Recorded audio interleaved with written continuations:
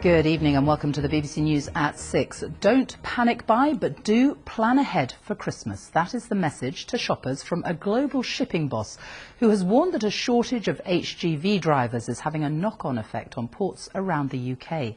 Felixstowe is the biggest. It has 50,000 containers waiting to be collected, and ships are having to wait for up to 10 days to unload.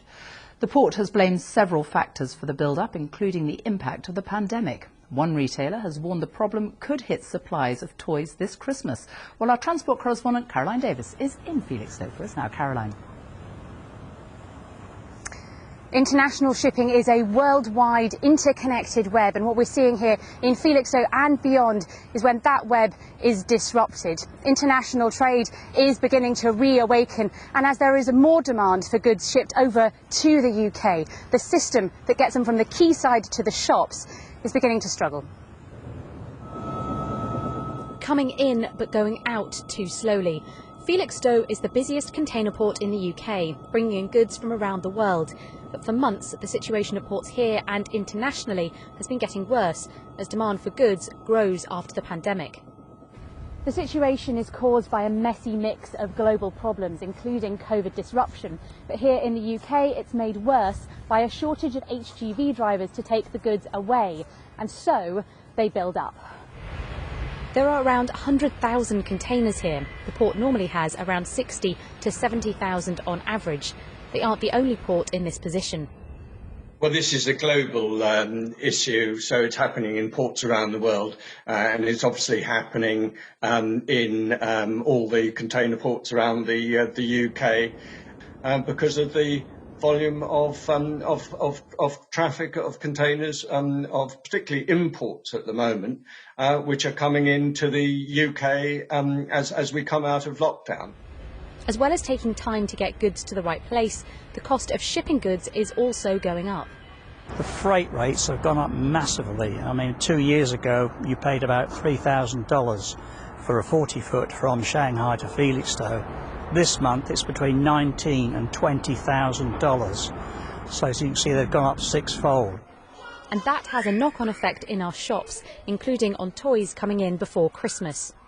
If I use this as an example, this item would 12 months ago have cost us 70 pence to ship from the Far East to the UK. It is now going to cost £7 to ship.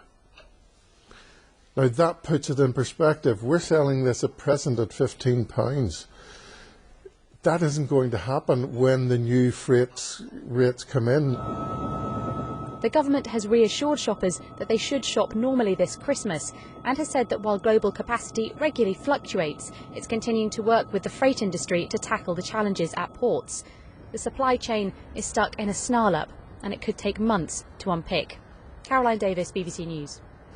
Well, let's talk to our economics editor, Faisal Islam, who is in Washington, D.C., where the world's finance ministers are meeting this week. And this issue of supply is not just a UK problem, is it? Yes, I mean, in the first instance, you can see it much more visibly, actually, in the US, in the dozens of cargo ships which are stuck, unable to unload their containers off California and off Georgia. You can see it in the tens of thousands of cars which are unfinished because car companies cancelled their orders for microchips at the beginning of the pandemic. They thought because of the lockdown people wouldn't want to buy cars. What happened was that even more people wanted to buy cars because of some of the savings they had from not going out. That meant that used car prices shot up. So you can see that visibly. And indeed, right now, President Biden at the White House has got America's big companies together and getting them to promise to work 24/7, the big freight companies, to get rid of these supply chain blockages so that Christmas can be normal in terms of the supplies. So this is a global issue. It is being discussed here amongst finance ministers. Rishi Sunak, the Chancellor, raised the idea of a global solution to this issue. But it should be said that there are some UK-specific factors that in some sectors, such as the post-Brexit immigration visas, have made things worse. Other finance ministers think, well, we have to be more self-reliant, have to have more production locally. That would increase price pressures permanently. But a big issue here for finance ministers to settle, it's not going to be settled before Christmas. Faisal Islam, thank you.